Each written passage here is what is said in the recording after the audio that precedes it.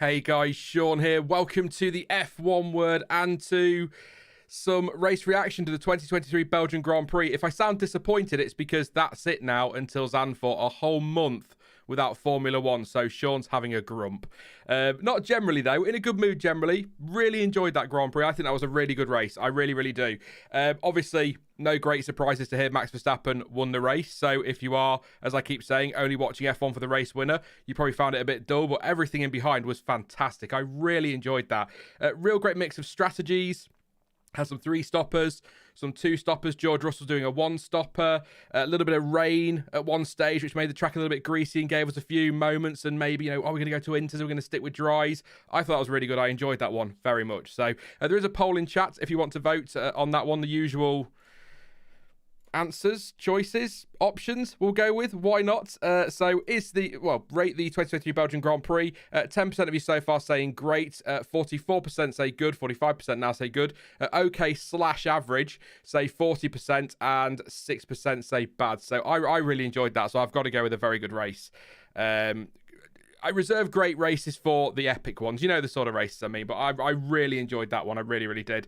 Before we go any further though, big shout out to Mike. Thank you very much for your early super chat. Says Max could have gone for fastest lap if GP let him. Shaking my head. Poor strategy at Red Bull. That's sarcastic in case anyone didn't realise that. Well done, Mike. You had me for a second. I was like, that's a bit harsh, but no. All right, fair enough. Thank you very much, mate, for your super chat. Thank you as well to Rixis for... I've lost the chat. Where have you gone? Where have you gone, Rixis? It's terrible. There you go. It says, Yuki points, have a great waffle. We'll tune in later. Enjoy your evening, mate. Thank you so much for that. I appreciate your support. And I did do it yesterday, but I'll do it at the start of the stream this time. I the notification came through after the stream last week, so massive thank you to Cadence, who sent a PayPal donation in or contribution in last week. Says, long-time silent viewer of the streams, always replay while I dye my hair. Really enjoying the addition of the post-quality waffles. Thanks for all the great content. Thank you so much, Cadence. Really appreciate that. And I'm sorry that I missed that during last week's stream. So I wanted to do that at the start of this one. I am solo, as I said yesterday. So it's just us again. So we'll come to you throughout in chat. Loads to talk about. So let's crack on with it, starting with, surprise, surprise, Max Verstappen and Red Bull, who took another win. I'm not even sure how many it is now. 12 in a row from the start of the season, 13 in a row in total if you include Abu Dhabi. It kind of puts to bed that question mark over the stat a little bit, doesn't it? With people saying, oh, does it really count because McLaren did it in a season and Red Bull have now gone, well, there you go, sorted now. So 12 in a row, 19 podiums for the team this season. Absolutely unbelievable. There's I can't keep saying the same words. You know the words that are coming. Fantastic, unbelievable, dominant. I really appreciate watching this level of dominance, the way they execute the races, the way Max is driving. He looks unstoppable out there. Even with somebody like Perez in the other Red Bull, can't get anywhere near him come the end of the race. And what was the gap in the end? 22 seconds. It's just unstoppable. Just in my notes, so took him, for those that were wondering how long it would take him to get to P1 from P6 on the grid, he was up to P4 by Leclerc off the start. Obviously a bit of drama in the first corner, which would have helped a little bit. Didn't cruise up to and breeze past Hamilton and Leclerc like a lot expected. I think Hamilton did have DRS on Leclerc. I think somebody else made that point in chat before we got started, which may have been why he didn't get quite as close. But in the end, he did get through on lap 6 for P3. Made a lovely move around the outside of Leclerc at Leclerc for P2 on lap 9. I thought quite bold when you consider he had a lot to lose there. He had a lot more to lose than Leclerc. I'm not thinking Leclerc would have gone steaming in trying to keep the position, but Leclerc's got a lot less to lose in that situation. So fairly bold to go around the outside, but that car is rapid anyway, so maybe not. Eventually took the lead after all the pit stops, or the first round of pit stops on lap 17 from Perez with an easy DRS pass. I don't think Checo really could have done much to defend that, but he showed him to the outside, which is something.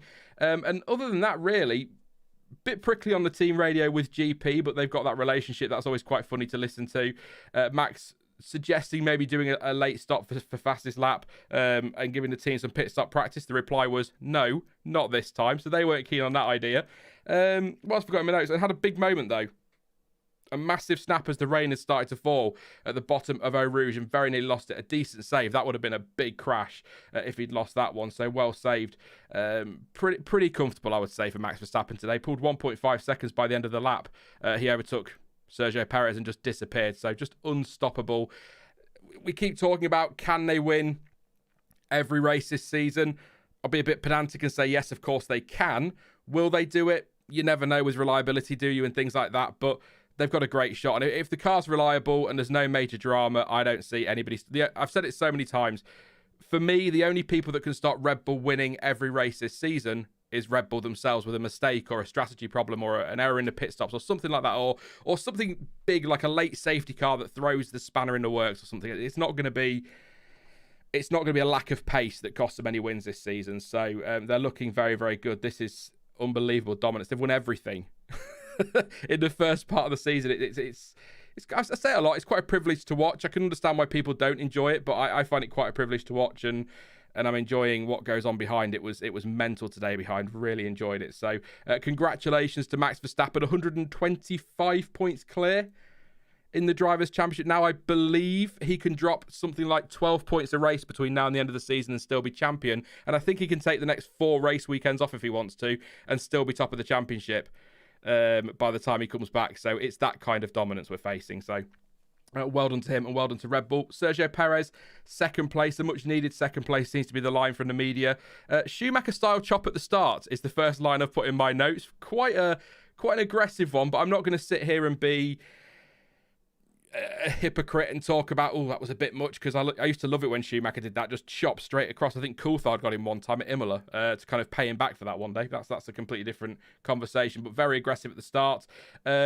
Maybe triggered some stuff behind, but it's just an aggressive start, and then that turn one at Belgium is a little bit there most of the time anyway, so nothing in that for me.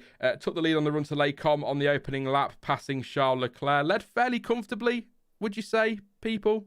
in chat. I think Perez was pretty comfortable until Verstappen ended up P2 and we got to the pit stops. I mean, even with Verstappen P2, he was taking a 10th here and a 10th here and a 10th there out of Perez, but it wasn't until the pit stops that Max managed to really close in and pass him after he'd made his stop. So I think Perez was fairly comfortable until Verstappen was there to put up the challenge. Pitted end of lap 13 for mediums, was a little bit slow at 3.2, which cost him some time, and then pitted a second time when he was well out of the chance for the win. He says in this post-race interview, by the way, he had an off at turn 11 at one point, which cost him some time.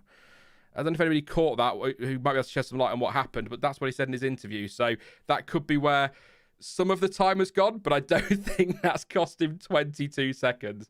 I think Max was just that dominant today. So I'm happy with Checo. Also happy that I made that random prediction yesterday and it's correct. So there you go. Verstappen, Perez, Leclerc. But I think Perez can be pretty pleased. We're disappointed with the 22-second gap and probably quite frustrated at that. He seemed a little bit, but I think he accepts that. As Helmut Marko puts it, the championship isn't going to happen, so now it's about sort of building back his season. He's had a bit of a dip in form the last couple of races. In fact, you could say Silverstone as well, with his comeback on a tricky track to overtake on. He's done well to bounce back, and he's finding his form again, and hopefully he can carry that on into Zandvoort. He probably doesn't want the summer break. He could probably do another race next week to keep building on this, but keep this up, and Red Bull are looking pretty imperious, I'm going to go with. Big word for Sean at this time of the day, but 503 points already on the board for Red Bull. Unreal. 1-2 finish, of course, so pretty dominant from Red Bull today and just generally this season. Rixie says Perez had a problem in his first stop, not that changed anything in the end. Thank you very much for your second super chat, mate. Yes, he did. The 3.2 second stop, just a little bit slow, wasn't it? And by the way, I keep saying this, 3.2 seconds is slow. Is a slowish F1 pit stop, but when you compare it to the 1.9 that Red Bull did last week, that's incredibly slow. So it's still crazy to me that's considered slow. So there we go. Is it Taufik? Says nothing wrong with Red Bull having the fastest car thanks to their hard work and dedication. As fans of Formula One, we just hope for a better number 2 driver so that we wouldn't experience such a dull race. That wasn't a dull race for me. I think if people found that boring, a few people voted for bad. I'm not really sure. They can only be watching for the winner because there was a lot going on behind. So I don't think that's a dull race at all. But I take your point. Red Bull have done a fantastic job to build that car, and they deserve the praise they get. But I can understand, people want to see. I know that people want 2012 levels of 6-7 different drivers from the opening 6 or 7 races and winning those races. It's just not a common thing in F1. So, but we'll get into that a little bit later. We can do that when we get to the waffle. I'm going to get through the order as I always do. What was the gap in the end to Charles Leclerc in third place? 9.9 behind Perez and 32.2 off the lead. So not really any chance of a win today for Ferrari, which I don't think will come as much of a surprise. I don't think, again, unless something goes wrong at Red Bull, I don't see anybody stopping them or, like I say, some kind of chaos. If that rain had caused a bit of drama maybe and forced people to pit for inters and others stayed out, it might have changed things, but not really much of a race for Leclerc today. It's a great result, third place, but like I said, led away, passed by Perez at Les Combes, held P2 for a while, but eventually passed by Verstappen on lap 9. Did react to Hamilton's second stop to try and stop any kind of undercut, and it was actually relatively close. Hamilton was behind Alonso, I think, and overtaking into turn 1 as Leclerc exited the pit lane. So maybe that cost Hamilton a chance at P3. I'm not sure. I think Leclerc had him covered today. Just a really quiet race for Leclerc, I would say. I'd argue, even with Hamilton taking that later pit stop, I think he still had him covered, didn't he? Pretty well. So I think a good race for Leclerc today. Not so much for the whole Ferrari team. We'll talk about science in a minute, but I've not got much in my notes for Leclerc, so I'm not going to sit here umming and ahhing for 20 minutes and trying to say the same thing over and over again. If you've got anything you want to say, I'll keep an eye out. But I think, quiet, not a no man's land race. I feel like there were a few people who did have that today, but I don't think Leclerc had a no man's land race. But he wasn't threatening ahead, and I don't ever feel like he was threatened from the Mercedes behind. I know a couple of seconds is, 2, 3, 4 seconds is a smallish margin in F1 in a race like that over the race distance. One run wide, one lock up, one mistake, a bad pit stop, and it changes everything. But I never felt like Hamilton was going to breeze up to him and pass him. So I think that's a good drive from Leclerc today. Carlos Sainz, DNF, damage at turn 1 because of contact with Piastri. He sort of when you look at and I think Sky made this point, and I don't like quoting Sky because I don't want to sound like I'm just picking other people's opinions and throwing them on the stream, but they made the point that when you look at it from the off-board, it looks a little bit clumsy from Sainz because he's gone in locked up and then come across to the right, and it looks like he's sort of swerving to avoid Hamilton, and then he's come in and squeezed Piastri. When you watch the onboards, though, it's not that at all. It's just a typical first corner at Spa. That is what that was. Perez chops across. That causes Hamilton to react, which causes Sainz to react. He goes to the right. He does get a lock-up. He's then got to try and avoid locking up and hitting Hamilton, so he comes over to the right to leave a bit of space, and then Piastri coming up the inside. There's contact there. You know, you're always going to get pinched in that corner. We saw Max Verstappen and Kimi Raikkonen, didn't we, a few years ago? Raikkonen almost up in the air. In fact, the back of his car did flip up, and Verstappen crashed out at the bottom of Eau Rouge after that contact. So you know, more often than not, you're going to get pinched in that corner like that. So I don't blame Piastri. I don't blame Sainz. That, for me, is just a first corner racing incident at Spa. It's the kind of thing you're going to see. So I'm not going to sit here throwing his fault, whatever. I don't buy into that. But like I say, just frustrating because I think Sainz could have challenged for a podium today, and disappointed for Piastri. All right, McLaren's pace wasn't great ultimately today, or overall, I suppose the word I'm looking for rather than ultimately, but I think he could have got some points. So disappointed for both. The damage to Sainz's car, if you're interested, was floor and side pod, and it did 5% of aero balance damage. So lost 5% of aero balance, and that was, as his engineer put it, pretty big, which is absolutely right. So floor damage, particularly towards the rear, obviously, and the side pod as well.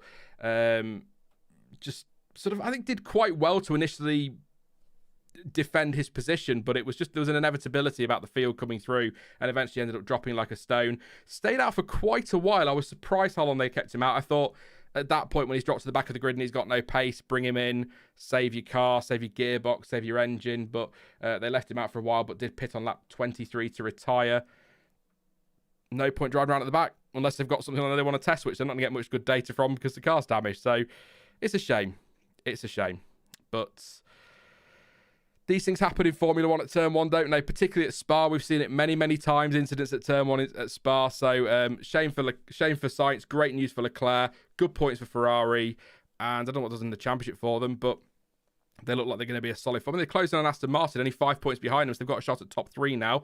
If they can keep their weekends together and stop with some of their crazy moments in strategy, and Sainz and Piastri coming together at Turn 1, maybe they could be in top 3, which would be a shame for Aston Martin, but really good result for Leclerc today. Definitely. Thank you to Card, or Cardi, by the way. I always get your name wrong. Is it Cardi, or can I call you Steve? Why not? Thank you very much for your super chat. It says, really enjoyed the race. Max is truly dominant, but he's getting a tad cocky, and that might just bite him at some point. It was sad that Piastri made that silly move, though, and I wish Albon could have gotten a point. Thank you very much for your super chat. Really appreciate your support. I don't mind the cockiness. I like it when drivers get a bit cocky. I like it because they're confident. They're going well. I enjoy that. And just on the Piastri, I guess, yeah, maybe, you know, to pick out a couple of experiences. Does Alonso make that move that Piastri makes into Turn 1? Do you know what I mean? I'm not going to have a go at Piastri at all. Apart from that, he's had a really good weekend.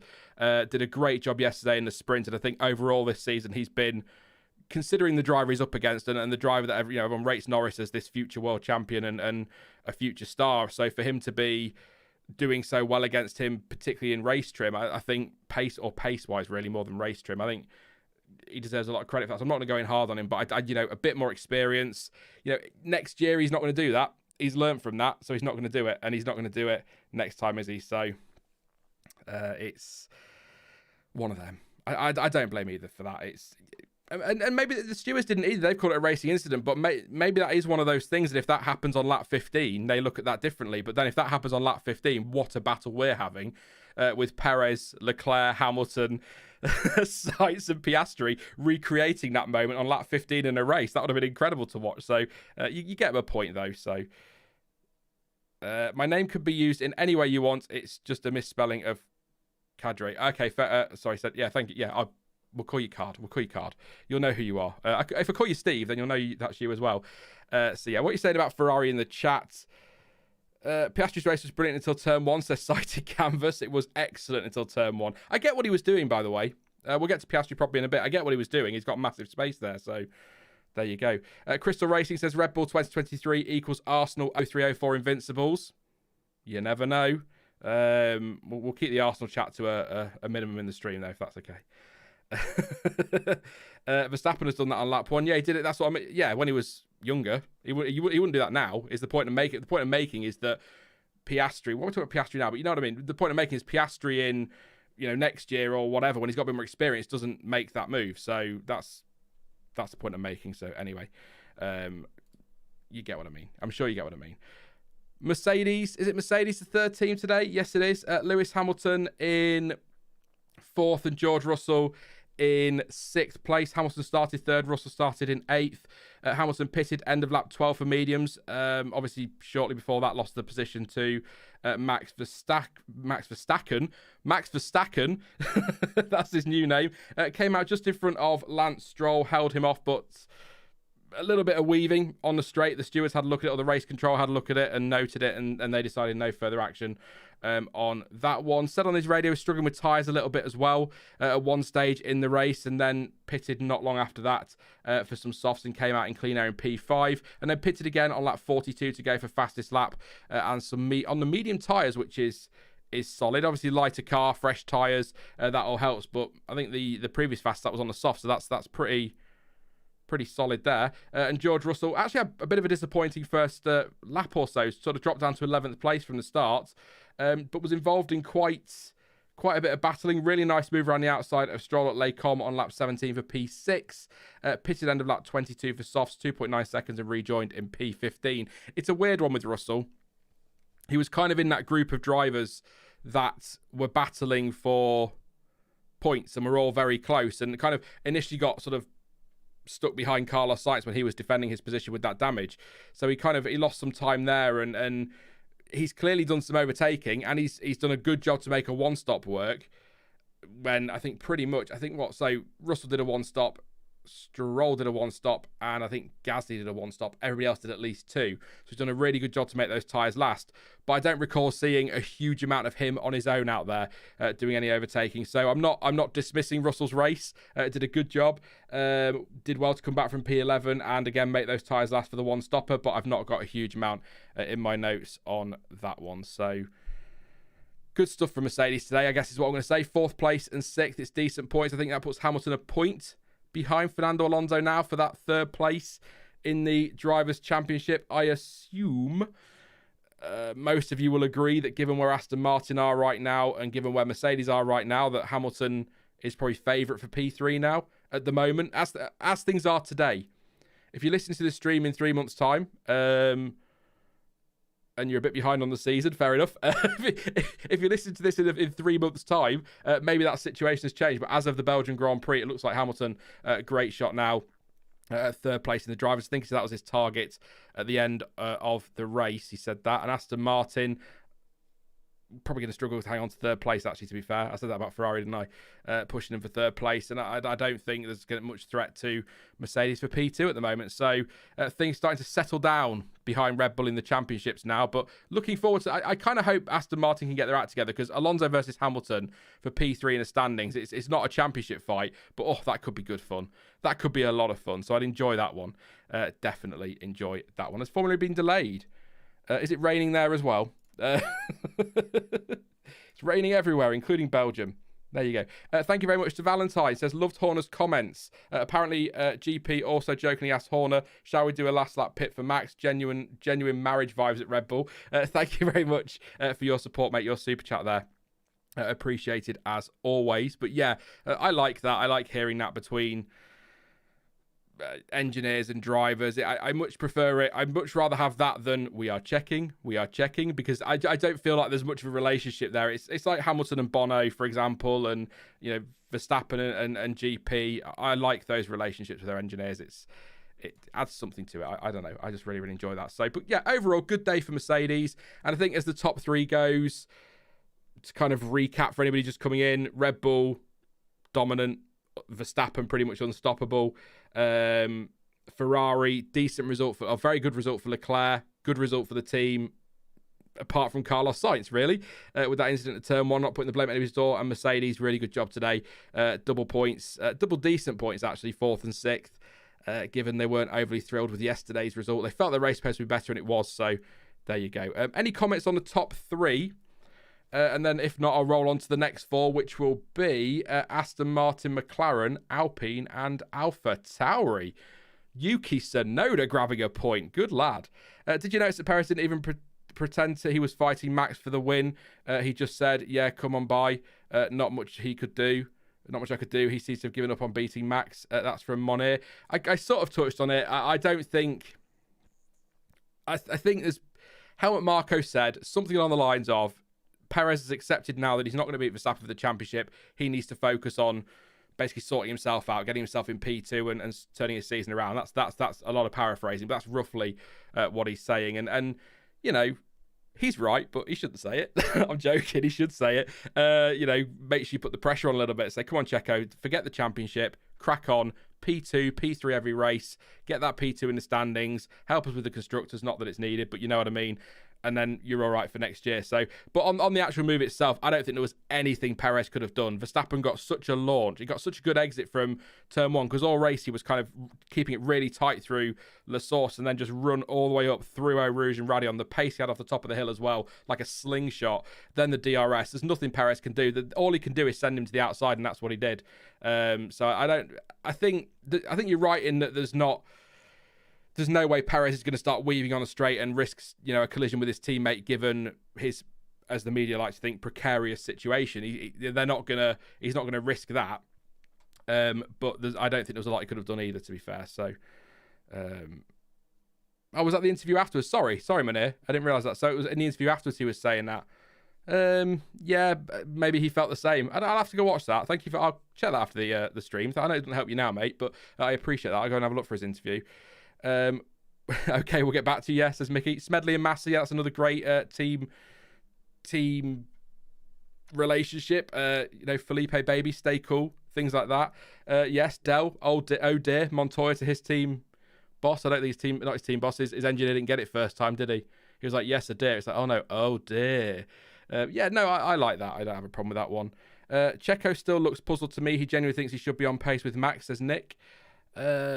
Again, I'll go watch his demeanour and his comments after the race. But I think if your teammate's Max Verstappen and you're in apparently an identical car and you're 22.3 seconds behind, I think you're going to be a little bit... You'll be happy to get the result, but you're going to be a bit like, what on earth is going on? You might be right. He might think he should be closer or feels he will be, but not many.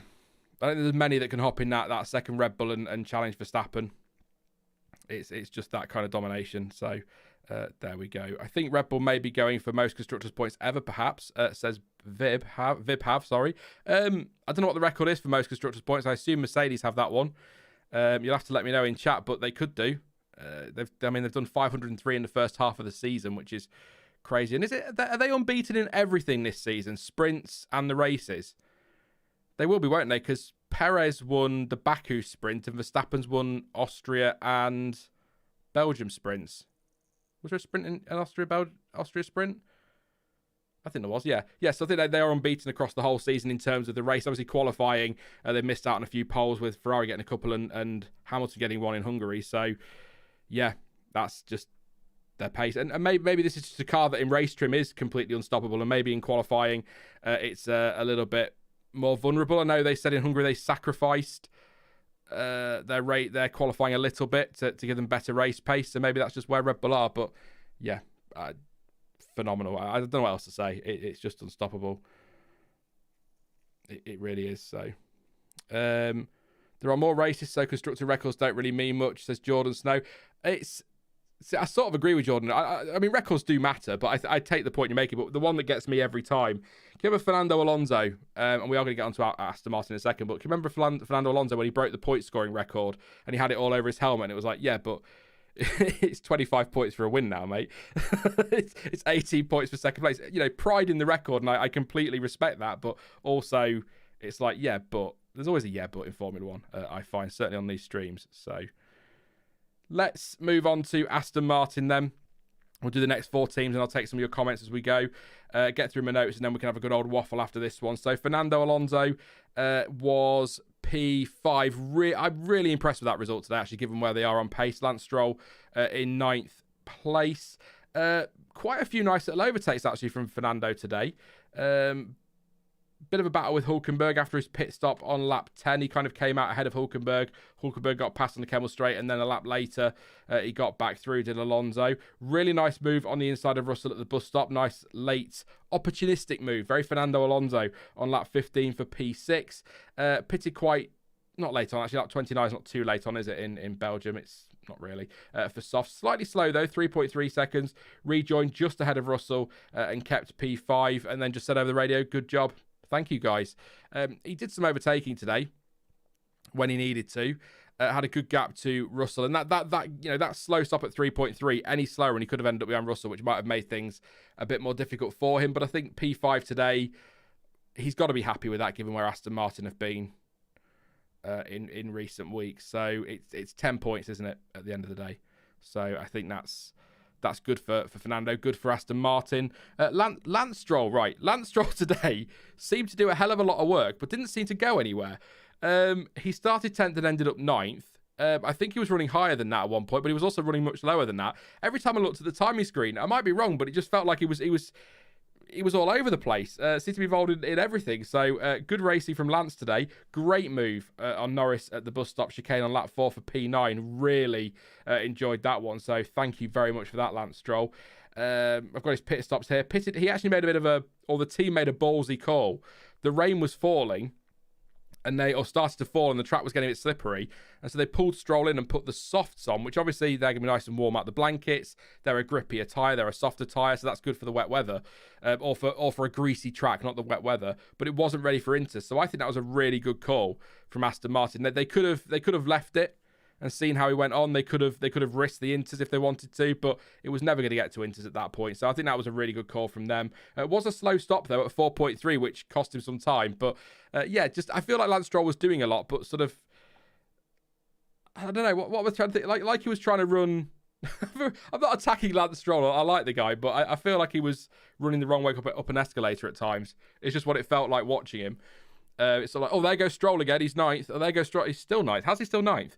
I know it's just the way pit stops work sometimes, and I sometimes pick up on that with drivers, but it's double points again for Aston Martin. 12 points on the board. It keeps them P3. It's going to be tight with Ferrari. Like I say, I think Ferrari are going to have just too much for them unless they have some kind of big update coming. But the fact that Christian Horner said, by the way, after the race today, that apart from track-specific stuff, that's basically it now for this year's Red Bull. They're already looking towards next year. Should worry a lot of people in the paddock. But also, I think if Red Bull are doing that, then your Aston Martins and co must be doing the same to a degree, surely. So yeah, I'm not just to reiterate the point, because I know some people don't listen and they like to hear the things they like to hear. I'm not attacking Stroll on that. It's just something I noticed on the timing tower. Every time I looked, there'd be an overtake and he'd be P9, then there'd be another overtake a few laps later and he'd still be P9. And I'm like, I just feel like you're running the wrong way up an escalator here, Lance. But yeah, it's a good result. It's a good result for the team, and I hope they can get back to where they were. I don't know what's going on, really. I need to do some reading this summer, see if there's anything out there, but it is what it is, I guess. I think if they could finish, they should be good for P4, shouldn't they? In the standings at worst this season. So if they could finish there, they're going to be happy with that one. But well done to Aston Martin. McLaren, I was pretty doom and gloom yesterday, as you'll have noticed in the post-sprint waffle. I felt like their straight line speed today was really going to cost them. But even I did not expect it to be quite as bad as that. I'm going to be honest. It's the pace, particularly after the track got a bit greasy and in that final phase, Lando Norris really picked up some pace and did well to recover. The overall pace wasn't horrific, but I think Lando Norris said after the race in his interview something along the lines of, people were passing him before the DRS activation up the hill. I mean, that's got to feel pretty hopeless. So for Lando Norris today to come home 7th place, I think he can be very content with that. I know when you come off, you just had 2 podium finishes, 2 second place finishes. Piastri was second yesterday. Maybe that's going to feel a little bit meh. But actually, I think given the pace of that car, the straight line speed, that's a pretty solid result for Lando Norris today, and for McLaren as well. There was some reporting or in commentary we're talking about he had a steering wheel issue or a power steering issue. That was put to Lando by, I think it was Rachel Brooks of Sky in the pen, and he said that's not true. He knows nothing about that. So it was just the pace of the car today wasn't where they wanted it to be. So 7th is pretty solid, I think, for Norris. Anything in my notes? About 32 stops in the first 3 laps, it felt like. Pitted end of lap 5 to go into the hard. Slow stop at 4.3. Stuck some front wing on as well to try and see if we can help the front end a bit. But struggling with tyres. Pitted for a second time on just lap 17 for softs, and that was another slow stop at 3.3. But actually managed to take that. He only actually did 2 stops in the end. It felt like he was in and out of the pits a lot, but only did 2 stops in the end. So maybe surprising that he went from lap 17 all the way to the end on a set of softs. Is that right? Yeah, 27 laps on those softs. So good driving there to manage them. In terms of overtakes, really nice move around the outside of Sargent at turn 8 and the inside of 9. Sort of round the outside and then the inside for the corner with no name, as Crofty keeps calling it. I think there's some dispute about whether it's the corner with no name or whether it's Jackie X or whatever. But that corner, you know the one I'm talking about. And like I said, the steering wheel thing, apparently he says wasn't an issue. So I don't know where that's come from. And Oscar Piastri, we've kind of talked a lot about Piastri, so I won't say too much. Just that contact at turn 1, pulled over to retire later in the lap. I was watching him on the driver tracker, just slowly getting slower and slower, and I was like, oh, my heart sank. I was like, oh, Oscar, what are you doing? But yeah, I don't want to say too much more on that one. I'm not putting the blame at Sainz's door or Piastri's or anybody's really. First corner racing incident. It's going to happen at Spa. That's always going to be a pinch. Maybe,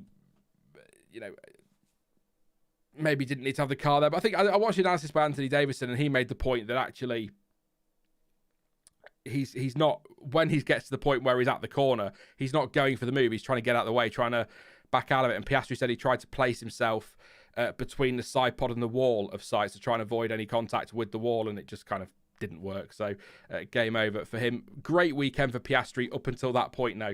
I will say that. And like I said earlier, really good start to his Formula One career. Been really impressed with him this year. So I think disappointed for him. I am disappointed for him, and he'll be very disappointed, especially from 5th on the grid. But it happens, doesn't it, in motorsport? There's going to be contact. You're going to crash, as Martin Brundle keeps reminding us. You will crash in a Formula One car. You will have contact. Yeah, I've got nothing else to add on that one. I was almost glad Oscar retired the way Lando was dropping, says a Yinka. Fair enough. I thought Sainz would have got a penalty for turning into Oscar, judged by how Hamilton got a 5-second penalty, says Josh. That's Josh again. Said it again, Josh. You got 2 names there. No, because again, first corner incident. I don't. Yeah, view that one. And I'm not going to talk about Hamilton's penalty yesterday because I've watched the onboards. I've changed my view of it, but I had a load of dickheads getting on my case last night because, oh, you've got a British accent, so you must be a British bias and love all the British drivers because I'm an idiot. And it's like, yeah, that's not the case at all. You're just not listening. That's my moan for today. That's the only moan I'm going to have today. The only ranty moan I'm going to have today. And just finish it by saying, use your 2 ears and listen to what's said rather than drawing conclusions because of an accent. Because yeah, I'm going to stop that there before I go any further because that could have got worse.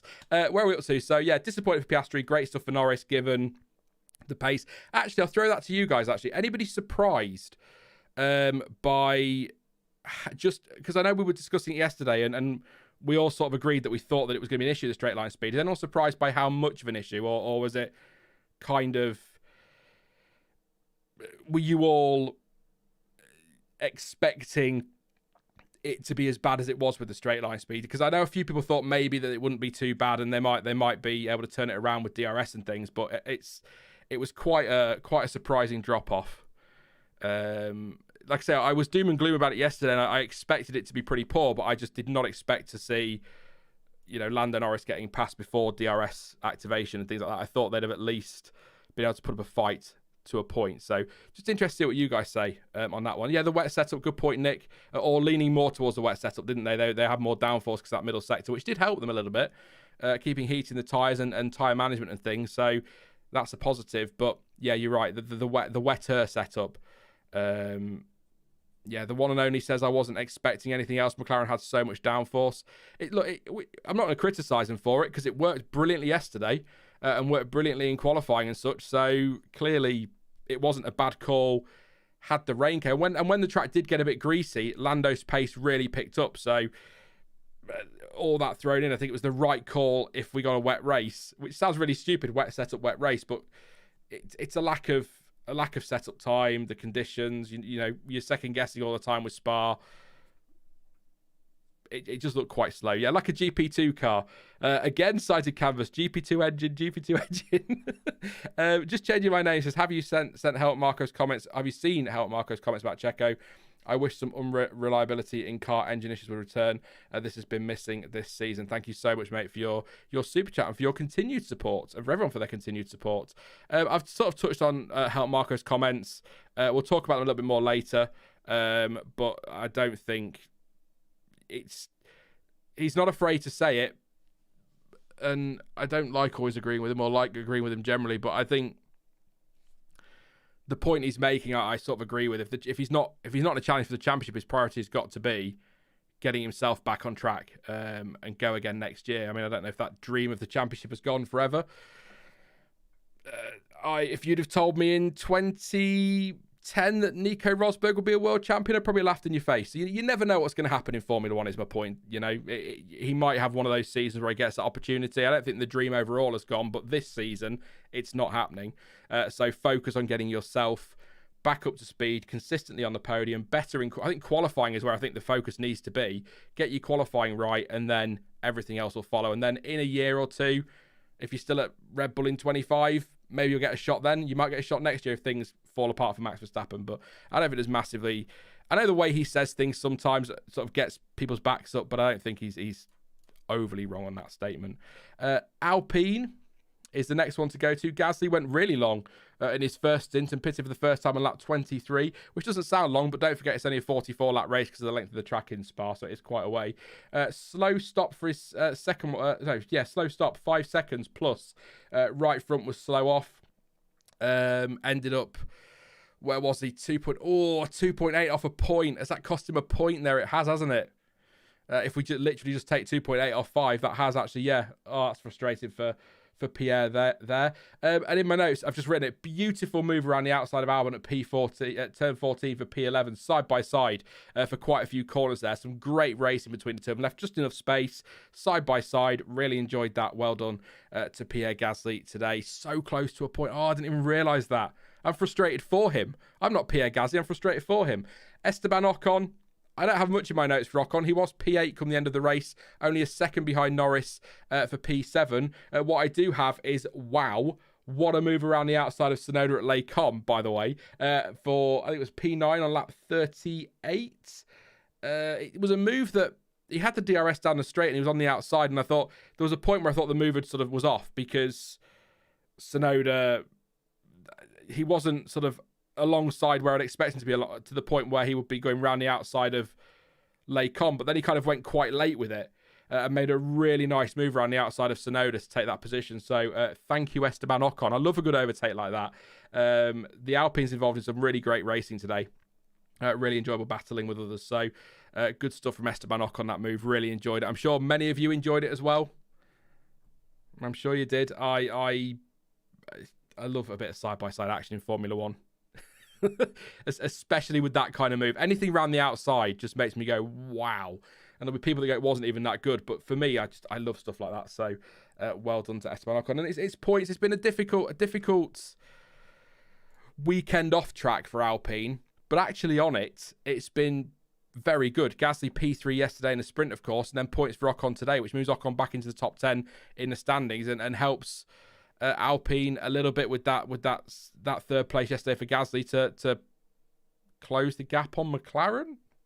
I'm not confident that's a fight, but I'm going to say it anyway to try and build some tension and some hype in that battle. I'm not sure it will be, but it's good points on the board, and it's a really nice way to sort of show that despite everything going on behind the scenes, on track, everything goes your way apart from your bad pit stop, and you get it right on the track. Your drivers do their job, then you're going to pick up some points if you have a good day. But I just, Hungary, very unfortunate what happened there. I don't blame either driver for that. I just don't know where Alpine are. I said it yesterday, but it's points. It's points across 2 days. They've got to be happy with that one. And we got to see some good overtaking. Like I say, that battle between Gasly an album was a lot of fun through that section. So lots of good overtakes today. If we were doing an overtake of the day poll, I think we'd struggle, to be honest. I really, really do. Norris drove around the outside of Cars 2 during the brief wet spell. Yes, Nick, I did mention the move on Sargent around the outside of, I think it was 8, and then up the inside of 9 was really nice. It was very, very nice. Did anyone else take notice of Alpine's rear wing? Was it wobbly again? I forgot to check. Says sighted canvas. That's one for chat. I wasn't looking for it, so I wouldn't be able to say at all. So if anyone in chat knows if it was wobbly, let sighted canvas know.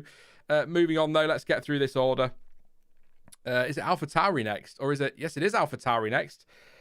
Yuki Tsunoda was running P6 on lap 5.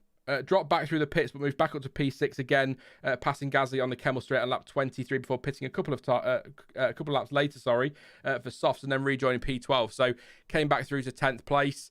As I've just said, maybe there's some fortune there because Gasly had his slow pit stop, but I'm not taking anything away from Yuki there.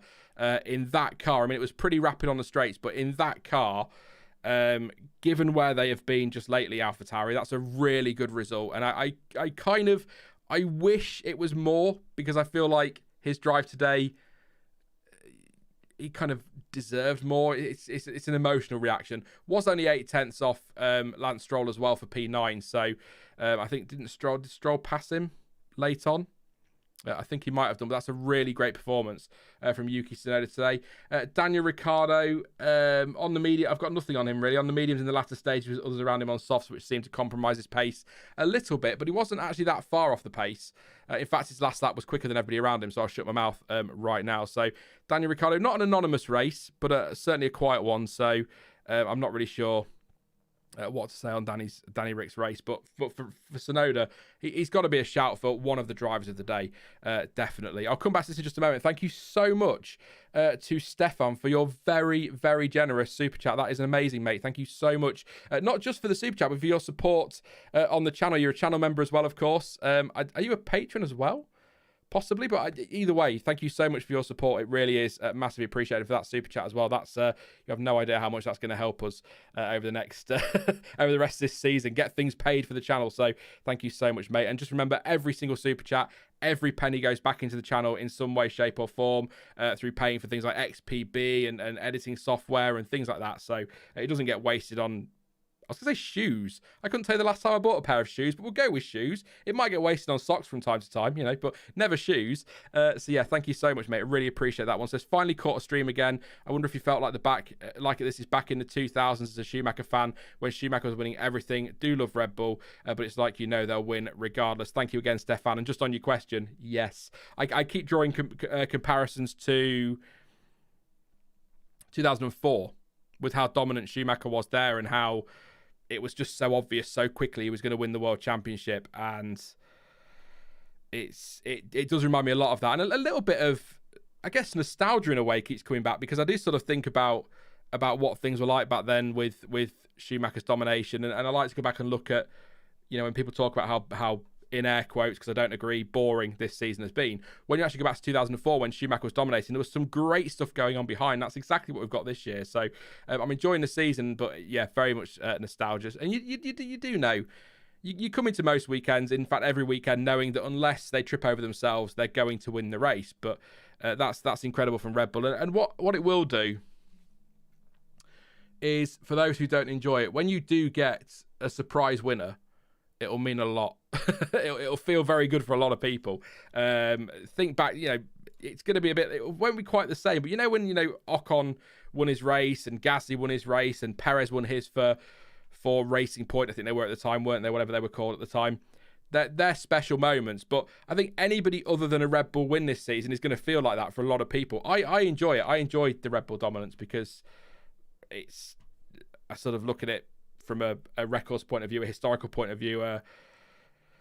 Even though I'm not great with the technical stuff, from an engineering point of view, I appreciate what they're doing. So there you go. You never know. There could be another win between now and the end of the season. There's races on this calendar. We don't know what's happening in Vegas. Brazil is a lottery sometimes. Mexico can be quite a leveler in terms of power. Qatar, we've been there once. We've only been there once, so that could be anything. Japan, Typhoon could throw a spanner in the works. Singapore's a street track. Who knows? But yeah, thank you very much for your support there, Stefan. Really, really appreciate it, mate. And your continued support. It's fantastic. Thank you never seems enough when I get a big super chat, but that's all I can say and keep saying. But I think you know me by now, Stefan. So final points. What did you say on Ricardo? I saw somebody said Ricardo was there. Yeah, that's all that matters right now. It says sighted canvas. And Yuki's performing brilliantly with that Alpha Tauri. Yuki's doing great. His head is in the game now and it is showing. And anything else on Daniel Ricciardo? I'll see if his press release has come through, or the press release has come through, not his. Daniel Ricciardo doesn't send me an individual, but it has not. That's annoying. But yeah, we'll have a look at those in a bit and see if anything gets said. But yeah, Yuki today, smashing it really, didn't he, with P10, running in P6 at one stage. Great driving from him. Good battling as well. He's a quick driver. I like his battling. So there you go. Please do drop a like. That's what I was going to say. Please do drop a like on the stream, by the way. Really would appreciate it. 97 likes, 479 watching. Let's try and get that well over. Let's get near as close to 200 as we can get it. 601 votes on the poll, by the way. So make sure you click that like. Don't forget to subscribe as well. It is the summer break after this, but I am still going to be here with content. We're going to do some F1 Manager streams. We'll do some chatty streams like this as well. There'll also be some speculation videos, some news videos, that kind of thing. And it won't be long before Zandvoort rolls round. And then we've got 10 races in about 7 minutes, is what it feels like looking at that second half of the calendar. So lots of action still to come this season. Definitely lots of content to come as well. So subscribing and hitting that like button would really be massively appreciated. And as you know, you can support the channel through Super Chats, PayPal, Streamlabs, Patreon, becoming a channel member, all of that. And as I say, every penny comes back into the channel in one way or another. So thank you very much in advance for anyone who does take that option up. Appreciate it. So where do we get to? We talked about Alpha Tauri. I'll have a look at that press release and we can talk a bit more about them when that comes through. Alfa Romeo, if I'm correct. Yes, Valtteri Bottas in P12 and Joe P13. I've got some notes on Alfa Romeo. If Pascal's here, I'll be very excited about that. I've got some notes on Alfa Romeo. So I'll start with Joe. Slow first stop at 3.8 seconds. Slow second stop at 3.4 seconds. And not much better is what I put there. He was, again, another one of those involved in that battling in that area, in that part of the midfield. And we saw some good overtaking, some good battling around him and with him. So 10 seconds off his teammate, fair way off the points, I'd say, sort of 14, 15 seconds. But the notes I've got are on Valtteri Bottas. I went back and watched the start because I knew from what I'd seen, Bottas had been on the grass down the straight at one stage. At the start, he sort of was on that grass verge on the left as we look at it, his right-hand side near the pit wall, and was coming down there. And I couldn't work out why, so I went back and watched the start. My question was perhaps avoiding somebody slow in front. Yes, it was indeed. Tsunoda gets off the line. I think he doesn't look like he's moving to avoid anybody, Tsunoda. It looks like he gets a bit of wheel spin and gets a bit of a wobble on and sort of comes over to his right-hand side. And Bottas has got a better start and he's coming towards him. So Bottas has to take to the grass a little bit to avoid any kind of contact. There was a good gap there. In the end, one of the stills that I was looking at. So I don't know if there would have been any contact or anything, but Bottas just made better safe than sorry. Came down that grass verge a little bit. At the time, I didn't spot it, but when I watched it back, I just thought, oh no, not another Grosjean 2012. With that little moment, but I thought, no, Bottas isn't going to do that to us. He only does that in Hungary when it's a bit soggy. So it was very close to trying to avoid a bit of contact with Tsunoda. Tsunoda's not shoved him off or anything. It just looks like a little bit of wheel spin. So that was a little moment there, but that it's not comprehensive notes for Alfa Romeo, but if you follow the channel regularly, and a lot of you in chat will know this, we never really see much of them, so I was determined to find something to say about Alfa Romeo and their race. But overall, I actually think that's not a bad result, 12th and 13th. It's not points. I think Alfa, in a standard dry race, one-stop strategy, they're probably in and around this spot, maybe lower at the moment, unless something happens ahead of them. So I think it's a decent result for them. It's kind of where they are. I don't think they'll be too disappointed. Obviously, they want points on the board, but that's not where they are at the moment. Have we got their press release through? I'm assuming no, we have not.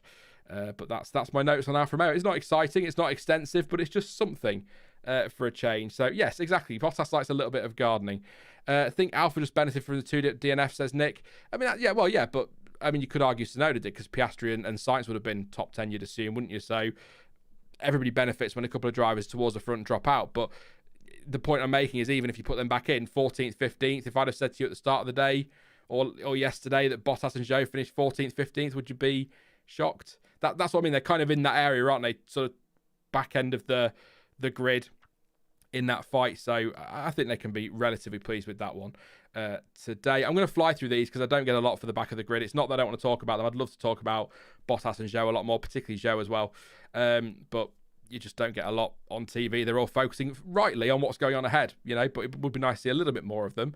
Alex Albon, we saw a fair bit actually of Alex Albon, to be fair, which was very, very nice. Slow first stop, though, at 4.7 seconds. Nice grippy tyres. Was able to make the move around the outside of Hulkenberg at Blanchimont. That was a very nice move. Alex Albon, he pulls those moves off, doesn't he, from time to time, and it's fantastic to see. So really lovely move around the outside of Blanchimont. Like I keep saying, we saw quite a few ballsy moves today, but it was good to see. It's almost like they've got a month off or whatever to kind of get over that moment. So well done to Alex Albon for that one. Kind of gutted there's no points today. I think that slippery straight line speed, he was only 7/10 behind Zhou over the line. That slippery Williams, I wonder if they, do you know what, actually I have had their press release. I'm going to read that because I wonder if they thought everyone else was going to 3-stop today. I'd be interested in what they say. So Dave Robson, tricky day. Started very well with Alex, executing some very good overtakes and making strong progress. He was able to make his way back. Try that again. He was able to back this up during the second stint and seemed to have things under control. The third stint was much more difficult with higher tyre degradation than expected, in part due to racing hard with the quicker Alpines. We opted to make a third stop, which led to some more overtaking, but a frustrating result. So tyres were the issue today. That third stint really costing them, which is a shame. Logan's pace and tyre management compared very well to Alex's, but he wasn't quite able to make the same progress on track in the opening stint, which made the subsequent stints more difficult. So nothing there to say that they suggested, what's that Albon saying himself? Bit surprised I fell out of the points in the middle stint, but I was just struggling so much with degradation. Whole weekend was tricky. Running low downforce, which is fun, but going through sector 2, it degs the tyres so much, which is exactly the opposite of what we say about McLaren, isn't it? So that's a fair point as well. I didn't really consider that, but yeah, that does make a lot of sense. So thank you there. But I can't say anything. I just wondered if they might have expected others to make a third stop, but if it is just degradation, then that's where they are. Logan Sargent, black and white flag for track limits is about as exciting as his notes get. But he was involved in battling, but we didn't see as much of it as we did with others. So he says it was a really good first 4 or 5 laps. I think we left that first stop too late and pretty much got undercut from where we were on the to the back.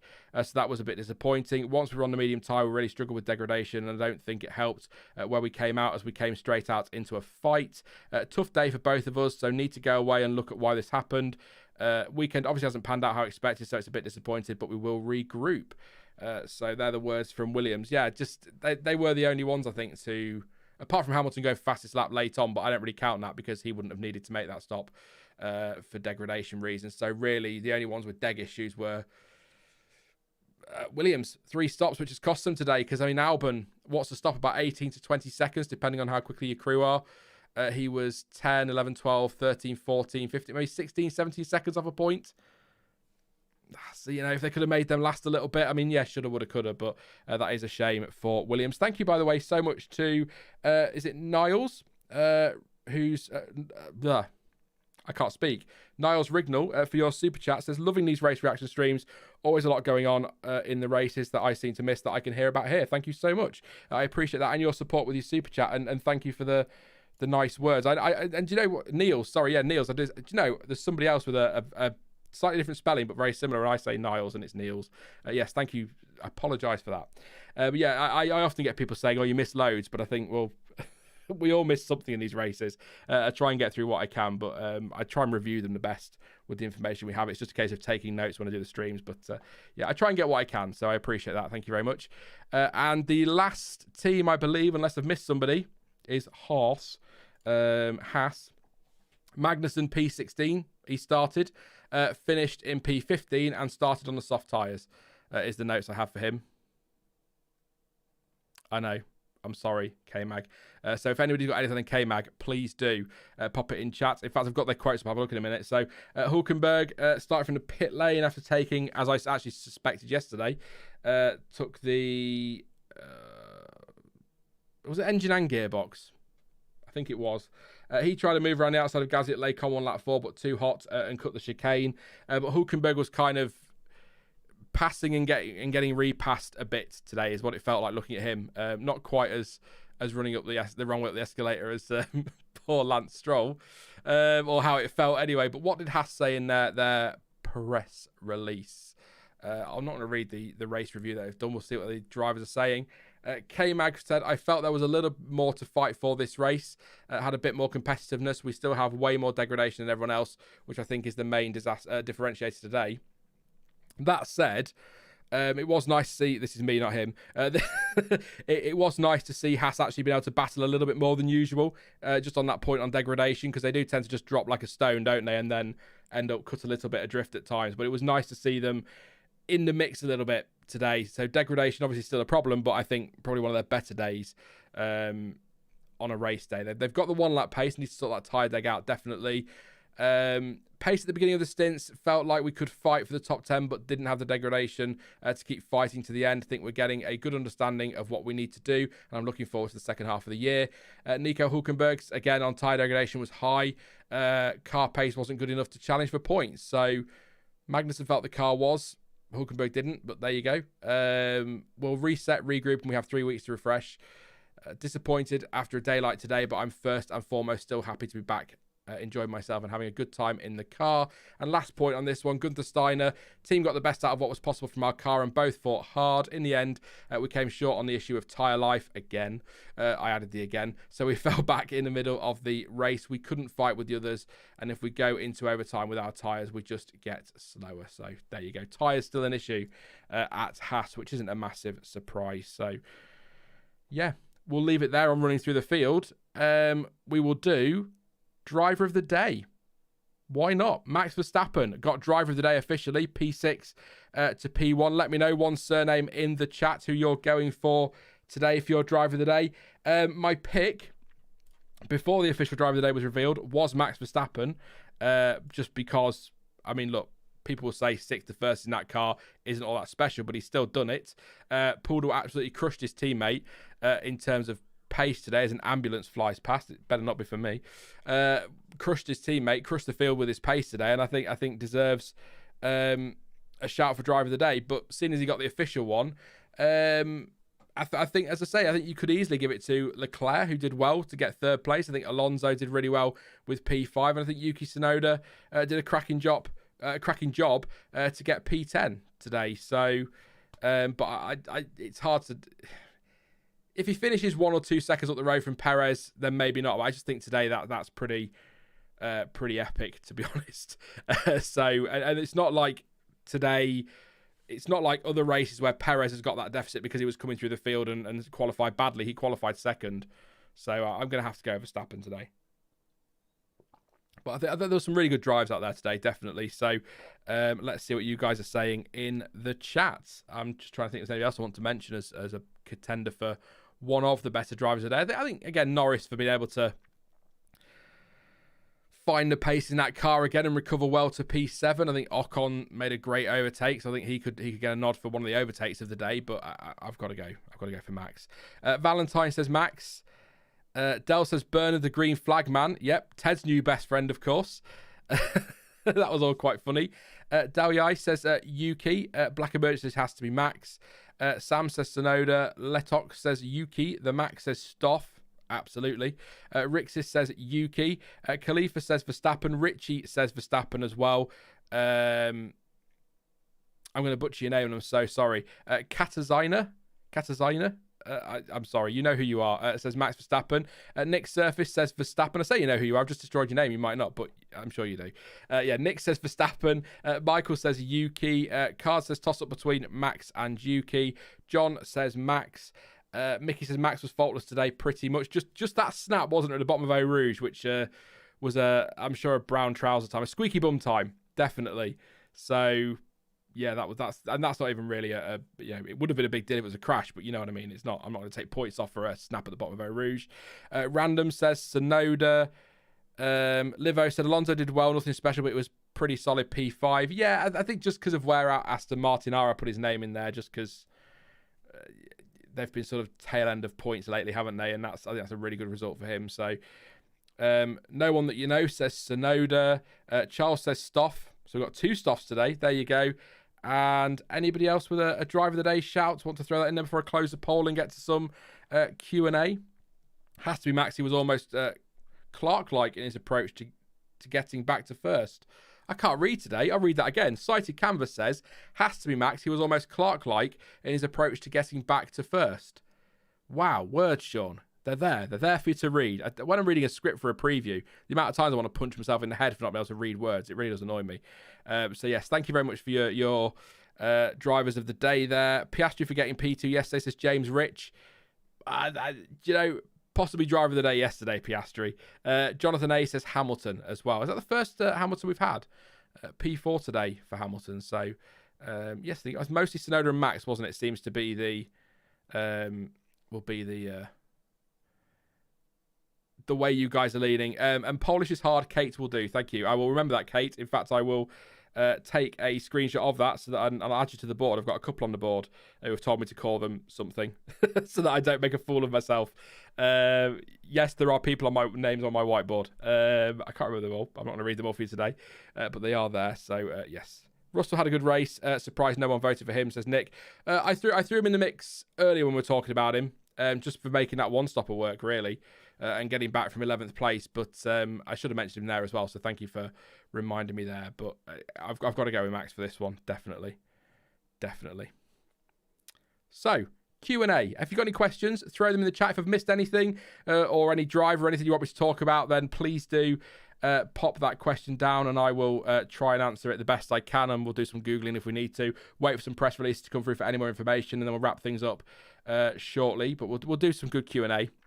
The good thing about doing these solo is I can power through the order quite quickly, and then we can come to Sean, you missed this, as we're going to call it, as this section. Definitely not. Why was Sky F1 so scared of a red flag? Says random. I don't know. I'm not sure. What do you mean? Scared of a red flag? Let me know, and I'll come back to that one. MD Game says, which race are you looking forward to after the summer break? I like Zandvoort as a circuit, but cliche Sean alert, Monza. Really like Kota, Suzuka, Interlagos as well, Brazil. Oh, love that track so much. Should be the finale. Let's not get into that again. And there is a curiosity. The curious side of me is quite looking forward to Vegas. I think it's going to be cheesy as hell, and I am here for it. I don't care. Preview could be interesting with 0 photos of Vegas. I'm going to have to go and have a look at Motion Array or something and see if we can get some B-roll of casinos, just so we could at least be relevant photos. But yeah, that's something for November for me to worry about. But yeah, it's looking forward to that one. And then there's not much of a break after Abu Dhabi, by the way. Don't forget that, because you've got... because the Bahrain Grand Prix is on a Saturday this year, or next year, sorry, you've got practice for that session in February, a week after testing. So there's only really, you've got December, obviously, but it's December. No, you haven't. Yes, you have. That's next year that we're racing to December, but you've not got a massive winter break, and next year it's even shorter. So, but yeah, I'm grumpy. I can't believe we're at the summer break already. It's nice to sort of step away and not have to worry about making track maps and previews and things. But at the same time, it's like I just want to watch F1. But I'm sure I don't think every series takes a summer break, do they? So there might be some other stuff on for me to watch. So I know there's around the 20th, I think Super Formula's back. So I'll be watching that one. And I don't know if IndyCar. I assume they might have some racing on as well. So there'll be stuff to get me through. And of course, we'll do some other stuff as well over here. James Rich, on that note, says, when will you be doing F1 Manager streams? I'm going to be using you as my guinea pig to decide if I'm going to get it. Fair enough. I'm thinking starting them this week. I was going to start them at the weekend or this weekend, but obviously with the amount of streams I'm doing anyway, I don't want to just do them all the time. I've got somebody coming on Tuesday. This is a little door into my life, a window into my life. Somebody coming to fix the floorboards on the landing. We moved in nearly 2 years ago, and they've still not been. So someone's going to fix those on Tuesday. So that rules that out, because they're going to be here all day. So we'll see. Probably the middle of the week we'll probably go for, and we'll start them there. And I'm thinking if it's cool with you, of doing a what am I thinking? Doing a Ferrari. That's what I'm thinking. I'm looking at Verstappen going, he doesn't race for the team I'm thinking of. We'll do a Ferrari playthrough. And we'll see how we go. I'm not going to promise that we're going to do a full several season career mode, because this isn't a gaming channel and they don't tend to do too well, if that makes sense. So I will start them and we'll see how well they're received, and then we'll see how we go. And if Ferrari ends up being too easy and it turns out that, we're just so good at it, then by the time we get to September, I think the update will come out that will allow us to change teams, so we can maybe switch from there. So that's what I shall do with those ones. That was a lot of waffle to say. Yes, probably this coming week. More cheesy than boats on fake water, says Richie. It's Vegas, so probably, definitely. Thank you to Nick as well for your super chat. Says, will F1 ever race in extreme wet conditions? Again, thank you very much, mate, for your continued support and your super chat there. Will F1 ever race in extreme wet conditions again?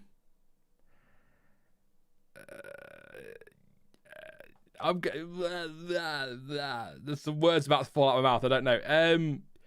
Yes. But it could be something. It could be track specific, if that makes any sense. So, do I think we'll race in extreme wet conditions at Spa again? No. Could we race at extreme wet conditions at, I don't know, Silverstone or something? Maybe.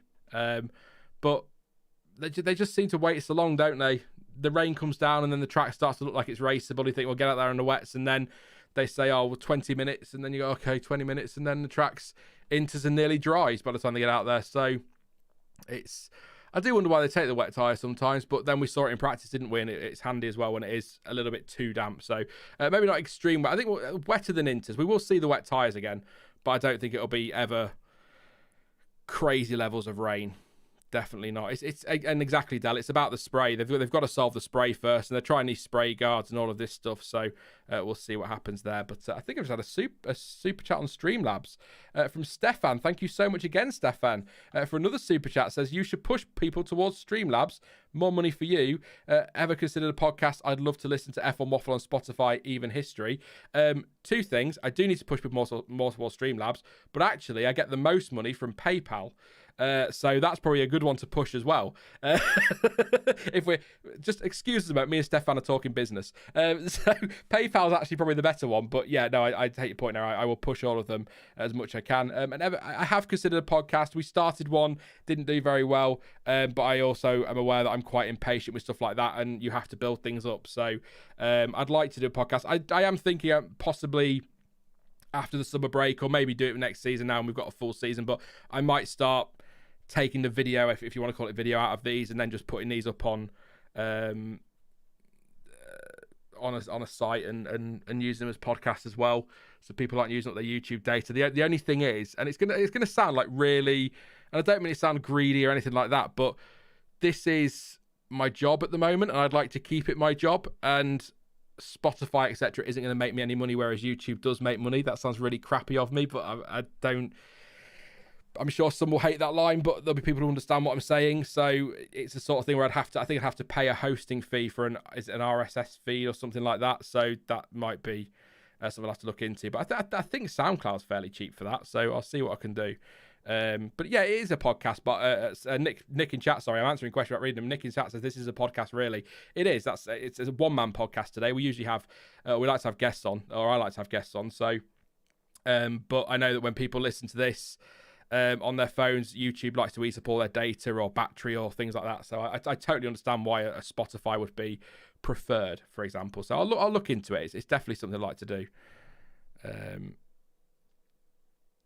The problem is the speed the cars go, multi-flaps, spray flaps don't do much to help. Or mud flaps, multi-flaps. Mickey, I read that. I can't read today, Mickey. I'm sorry. Multi-flaps. That is multi-flaps. Oh, dear. Mud flaps. Yeah, no, it's... I've seen a lot of people saying that, and I don't really know if I'm being honest about it, but the tyres obviously contribute, but I think a lot of people are saying the diffuser kicks up a lot of spray as well, and the floor, so... Maybe a spray guard isn't going to be the solution, but I'm sure they'll come up with something. They'll come up with, I'm sure, put an umbrella on the back of the car, catch it all. There you go. That'll slow them down, but who cares? Or the car in front has to have an umbrella in the spray, but that doesn't help because the spray's still there, Sean. Shut up. Anyway, Suzuka can get very rainy. So does Sao Paulo and Singapore, so it could get plenty of wet in those races, says Sighted Canvas. Yeah. Maybe a typhoon. I'm really curious about Japan in early April next year. That could be... an interesting. Will you role play as you play, says Mickey? it depends. It depends. Role players would be really bad at strategy, like Ferrari tend to be. Yeah, probably. But that won't be playing. That would just be me being really bad at the game. Definitely. We still talk about wet tyres. So Nick says also those Pirelli extreme wets are useless. They should allow teams to try Bridgestone and Goodyear. And MD Games says wheel arches possibly help in future if they make it better. Didn't they test them recently? They did after Silverstone. Yes, they did. Definitely. So, yeah, we'll see with wet weather, but it's interesting. And in case you missed the news, by the way, this weekend, tyre blankets that were supposed to be banned for next year are now not being banned, or were going to be banned for next year. They're not now. That's been delayed to 2025. I'm not going to say much on it other than, I saw that coming a mile off. It was quite obvious that was going to happen. So, yeah, please do leave a like, by the way. If you've got any more questions, please pop them in chat. Likes always appreciated. Don't forget to subscribe as well. Stefan has just sent me another super chat over on PayPal. I wasn't egging you on to go to PayPal, mate, but thank you so much. Really appreciate that. So that's 3 of the same as well. So that's really generous of you, mate. Thank you. That support is massively appreciated. Have we got any more platforms we can send him to? I'm joking. I'm joking, Stefan. Oh, have you heard of this one? I'll give my bank details while we're at it. But no, thank you so much, mate. I really appreciate that, and your continued support as well. I don't think you've left a message. So I'm just going to keep saying thank you, as I will do. So really appreciate that one, mate. But you didn't have to, but thank you. Got some, while your questions are coming in, I have got some press releases in. So Alfa Romeo are saying, so Joe had good pace today, which allowed us to get in the mix and climb up a few positions. I reckon our car has been much more competitive in dry conditions and will be working on making it better in all circumstances ahead of the second part of the season.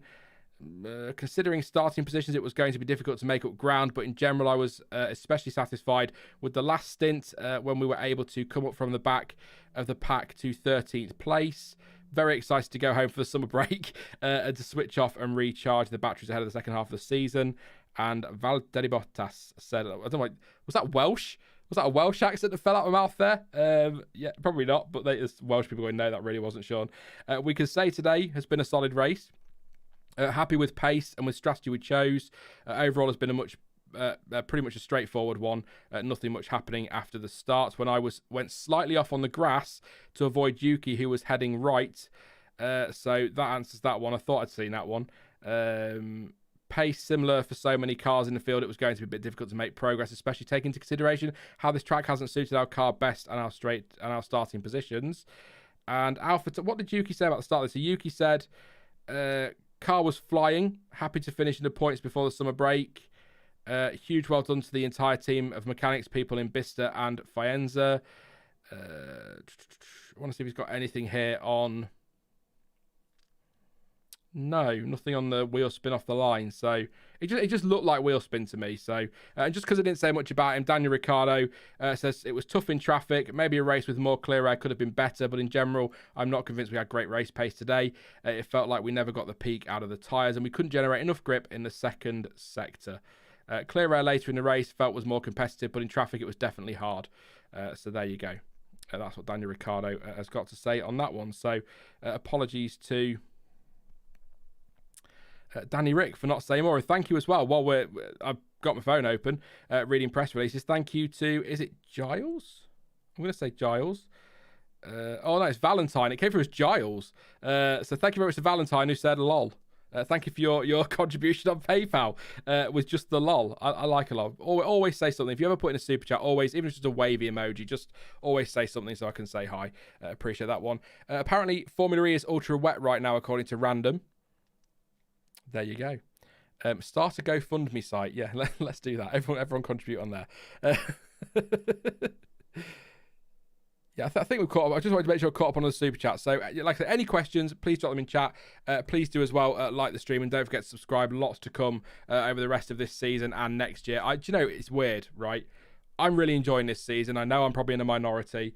I know there are factors that will help with my enjoyment of this season. Let's leave it at that. But next year, with the calendar being so packed, I'm really looking forward to 2024, just from a content creator's perspective, because you've got 1 month in January where nothing happens. Then you've got launches in February with testing. Then the season with practice technically starts in February. The race for Bahrain is on a Saturday, which will be weird, and for Saudi Arabia a week later. We go pretty much all the way through to the summer break with lots of races, have 4 weeks off, few races, another 4 weeks off for some reason, then a load of races, and we don't finish till the 8th of December. So it's basically there's going to be F1 action of some sort, including practice, so competitive F1 action of some sort every single month next year, except for January. So the channel struggles through the winter, as I'm sure you can understand, because people are not really interested in what I've got to say in January, because who's interested in F1 at that stage? But that just makes it even more exciting for me, because it means one sucky month and then it's back into F1 again. So, yeah. Letok says, I enjoy it too. Just ignore the fight for first. Without Max, it would be one of the best seasons. It's so crazy behind. I mean, that's the thing today, wasn't it? Let's close this poll, actually, just to kind of while I'm making this point. 7% of votes say it was bad. But I think when you look at if you look away from Verstappen, Perez, Leclerc and Hamilton, Alonso doing such a good job, Russell coming through, Norris doing well, Ocon battling, overtaking, Stroll, Tsunoda, Gasly, but there's so much going on back there and it's so enjoyable because I think in one of the press releases just read, because the field is so close on pace behind those front cars, that's why it's changing every week. It's becoming track specific as to who's going to be where, and I'm loving it. There's so much to enjoy. But just on that poll, so rate the 2023 Belgian Grand Prix.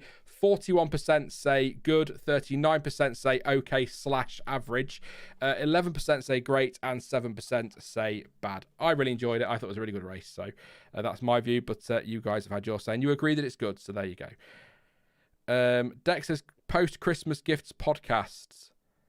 I would, but do you know? Right, I realise we're in July, about to fall into August, and I'm talking about Christmas, but I blame Dex for this one. I do like Christmas, but me and my family don't really bother with that anymore because the kids, I've got nieces and a nephew, and that they just get spoilt rotten, and I don't really tend to bother with brothers and sisters and vice versa. Not because we don't love each other. We love each other very much, I'm sure.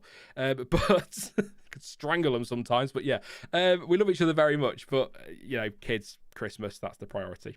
But anyway, I will think if I get some really cool F1 stuff, I'll do one. But I don't think I will. There are some rumours that only Pirelli is left in the tyre contract bidding. Surprised that Nexon or someone didn't enter, says Dell. I've not seen those, Dell. I know that Bridgestone were interested. They submitted a thing, didn't they? So I wonder if they'll make it into Formula One. I think they'll stick with Pirelli, assuming they've not come in with a really crap offer or whatever. But I think, or proposal, sorry. But I think they'll stick with Pirelli because I think they've done a decent job. I'd like to see the tyres a little bit softer across the board. But and just on that, what's the point of the C0? When they launched it at the start of this year, the whole point of the C0, they said, "Oh, we use it at tracks like Silverstone and Spa."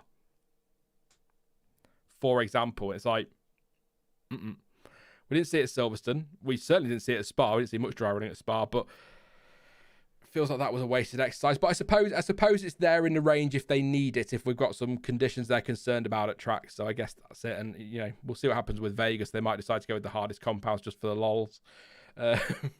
You never know.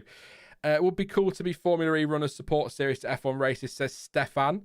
I don't think Formula E will be up for that because I think they like to keep themselves separate to F1, don't they? A little bit, if you follow me on that one. So it would be. I think it'd be cool to have a lot. I mean, the F3 and the F2. We'll talk about that for a second. Wow, what was that? I woke up this morning. I was late, so I recorded them. So I got up to skip through safety cars, thankfully. F3 was mental this morning. It was the F3, wasn't it, where a load started on... Was it the F2? No, it was the F3. Paul Aaron is in F3, isn't he?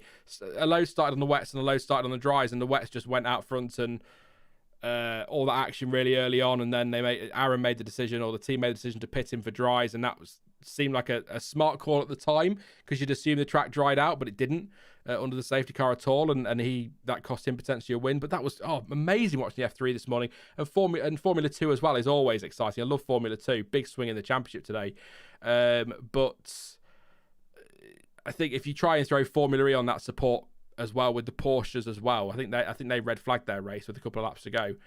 But if you throw Formula E in there too, it's there's a lot of action. And then if you get a weekend like this where sessions are getting pushed back, then you're going to lose you're going to lose some races, and I don't think Formula will be up for that one. I know it's never going to happen, but it would be cool. It would be a good laugh, definitely. Dex says, how was Montoya? I can't remember where he finished, but I'll say something on Sebastian Montoya. I really like him. He's quick, and I think he's got a bright future. However, every single time I tune in, he seems to be involved in an incident. So I don't know if he's just unlucky. If you follow F3 a bit more closer than I do, then please do let me know. But I feel like he needs to cool it a little bit. But that's not a massive criticism. That's what junior careers are for, aren't they? Learning and growing. So where did he come today? He was. That's not right. Am I looking at the wrong driver here? Oh no, there we go. He was 6th in the feature race today and retired from the sprint yesterday was how Montoya did. So, but yeah, if you follow it a bit more close than I do, let me know what you think. But that's just my read on Montoya. He's a quick lad. I think he's got a lot of potential, a bright future potentially, but there always seems to be an incident. But there's 30 cars in Formula 3. It can be quite chaotic, can't it? So Nick wants Bridgestone back in F1. That would be a nostalgia trip, wouldn't it? Definitely. I don't know if the chat stopped working. Again, we had this the other day, or last week, didn't we?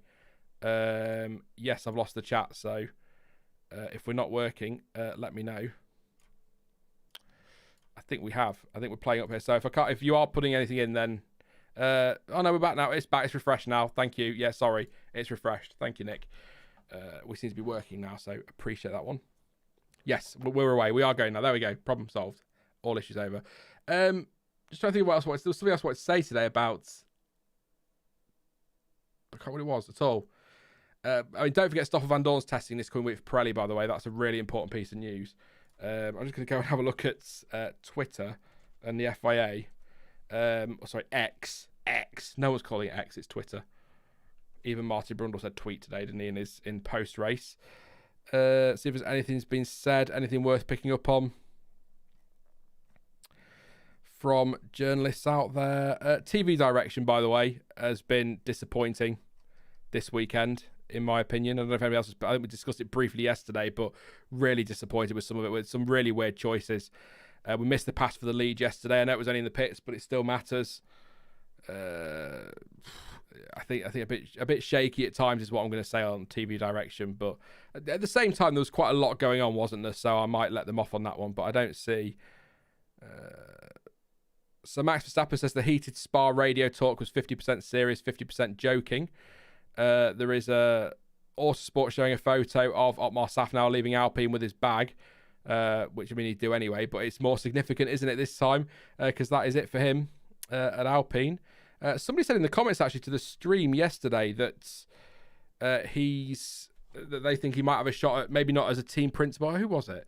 Let me have a look. But maybe not a shot at being a team principal, because somebody said in the chat yesterday that it was not, they didn't think he'd be back. That was him done with F1, but not as a team principal, maybe back with something. Where are you? Let's have a look. So, was it Red Raven?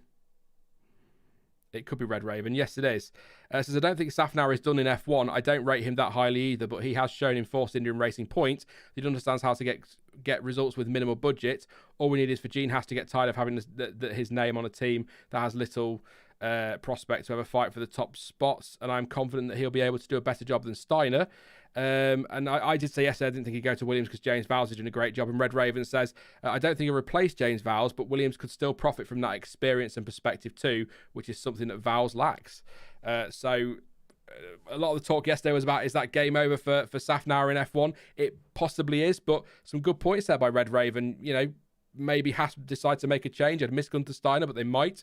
So perhaps there's a possibility there that Safnauer could be an option, or as Red Raven said, maybe goes and supports Vowles at Williams or something. So, yeah. Yinka says, do BWT go with Otmar? I'm not sure. I have to look at that one. I'm not sure, to be honest. That's fair, because he brought them over from Racing Point, didn't he? Or Aston Martin, as they were. So whether that was coincident, I'm not sure what the link is there. So maybe. Not immediately, obviously, of course, but... you never know. Whose seat is most in danger in case Stoff does a Ricardo, says Del. Oh, it's 100% Alonso. No. I made the joke on Thursday that he's going to do a great job and take Stroll's seat, but I don't think Stoff will be back. Can you hear the disappointment in my voice? I don't think Stoff's coming back anytime soon. Well, not at all.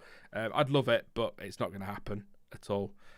According to the Finnish commentator, Safnauer was told to leave the Alpine pit wall mid-race. Is this true, says the Mac? I've not seen anything on that. I can do a wee little Google and see what is said. Safnauer. Yes, Otmar Safnauer, absolutely. Nothing's come up on... So Ed Spencer, who is a writer for Total Motorsport, says Alpine clarifying the rumours of Otmar Safnauer leaving the track before the race are false. So that's not true. That's not true. That answers that one for you. There you go. Hope that helps a little bit there. So, and see you later, Nick. Thank you very much, mate. I'll be wrapping up the stream shortly anyway. You two have a good summer break. And we're back for Zandvoort, but I'll do some streams before then, so feel free to pop along and come and, have a chat. It'll be good to see you over the summer. Will we see any new teams enter F1 as the deadline is due or past, says MD Games? I'm not convinced. I'd love to see an Andretti, but it doesn't feel like it's happening. It feels like the FIA want it more than FOM do. And I think it's still more likely that somebody like an Andretti will come in by buying an existing team or investing into an existing team. I don't think we're going to see an 11th team in 2026. Feels crazy given the amount of manufacturers that are joining in some capacity in 2026 that we've not got an 11th and a 12th team on the grid, and then not trying to do that with the new Concord agreement. But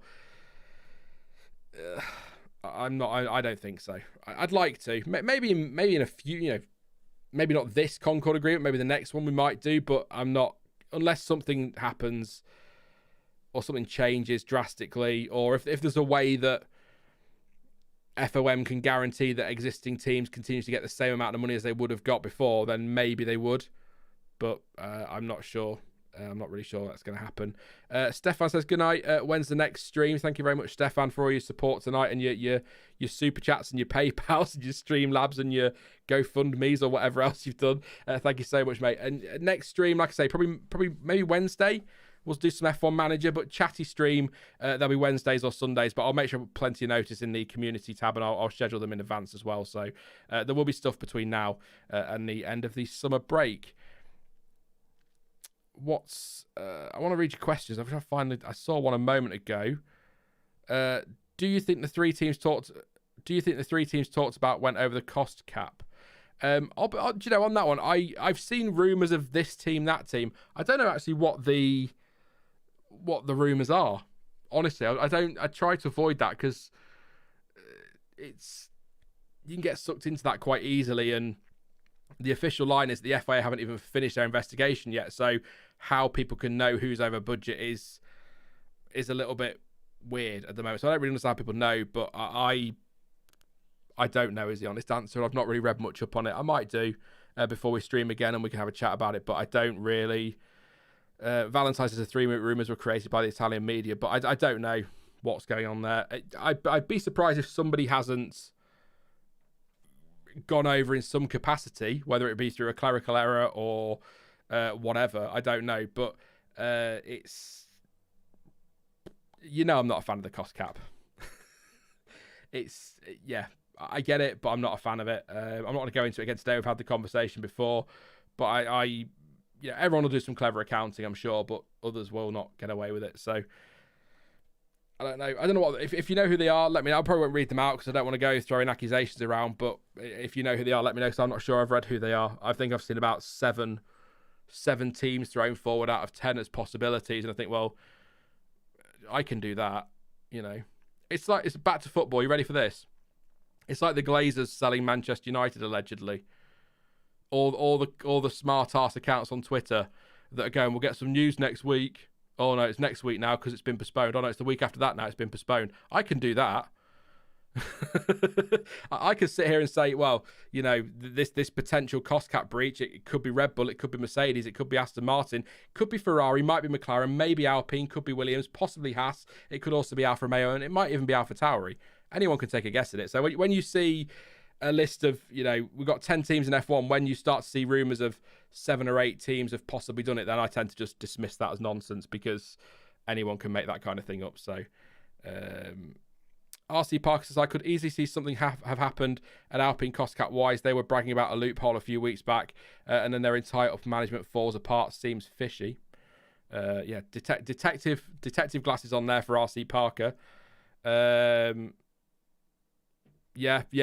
Brawn GP. They definitely did Valentine 100%. So we'll see what happens. It must be due soon, because we're nearly in August, so I can't see how it won't be in the next few weeks. But ideal scenario, everybody gets their certificate of compliance, and that's it, and no more. But I'm quite skeptical about it being policed anyway, because I know from all the years I've watched F1, and I'm sure some of you are the same, that there are some incredibly intelligent people involved in Formula One teams, and they'll be able to pay some very, very intelligent people to just do some, let's say, clever accounting. So we'll see what happens, but I'm not worrying too much about it, because unless it's a major breach, then the penalty is going to be similar to what Red Bull got, isn't it? It's going to be a drop in wind tunnel time and a big fine for a minor breach. You'd need to see,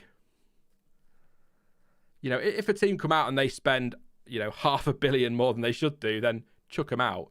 But minor breaches, I know a breach is a breach, but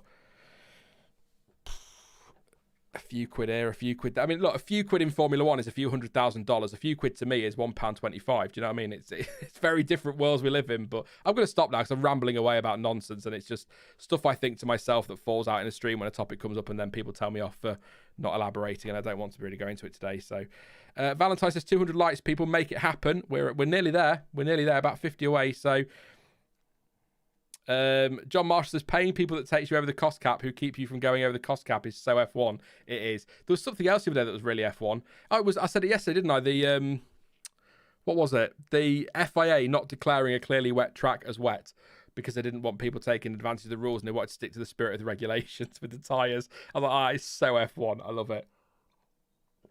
But I'm just waffling now, so if anyone's got any burning questions they want to throw at me, then do it now. If not, then we're going to wrap up for today, and I'll let those of you in chat who are going off to watch the Formula E enjoy it. I'm off to get some food. I don't think I'll catch the Formula E tonight. I might catch up another day.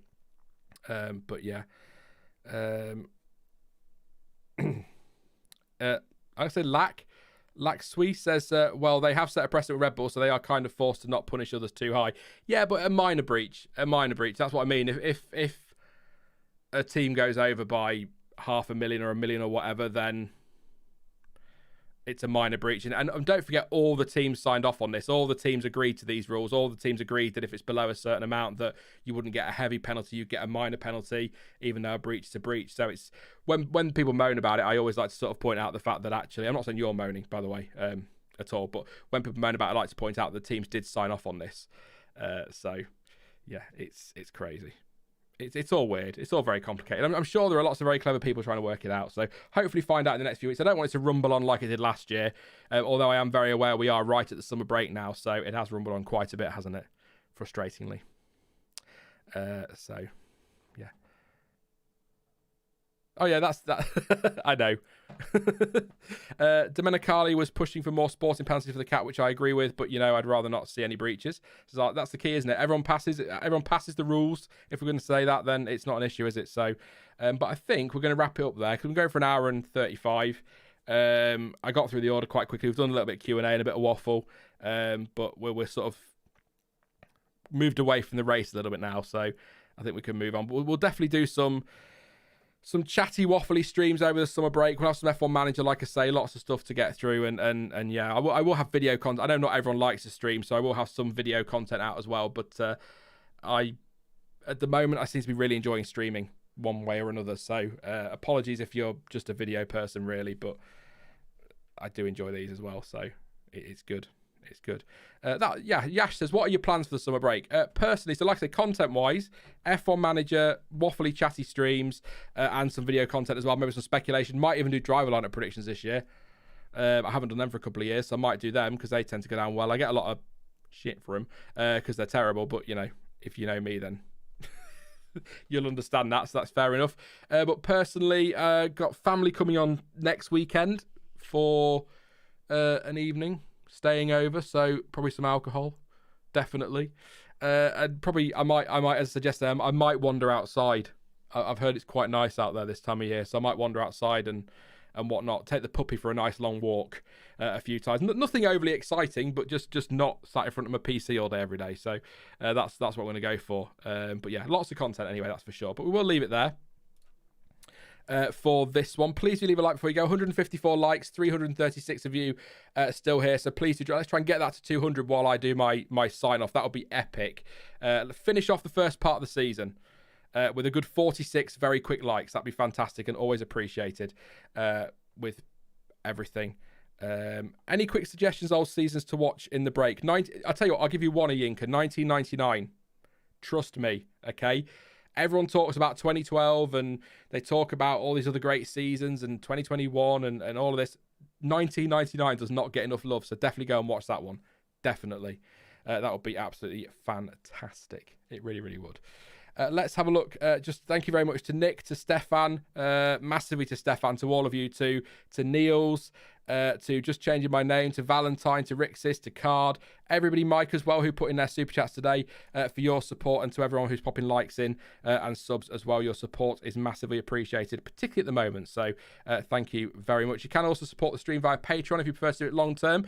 There are some rewards over there. I might have to tweak a few of them because I'm not sticking to one of them, and it's annoying people, I'm sure. But I will try to stick to them a little bit better. You can also do so through channel membership as well, and you'll get some cool logos and stuff. Avatars, are we calling them that? Let's go with avatars, why not? So that could be an option for some of you, but if not, and you just want to watch the content without having to spend any money, everything stays free, so that's not going to change, and your support is appreciated either way. So thank you very much for all of that. I'm going to go now. It's the summer break. I'm grumpy. I don't want to leave you all. I'm so sad. I hate the summer. Boo to the summer break. That's all you're getting from me. Very immature, but I don't care. I hate breaks from F1.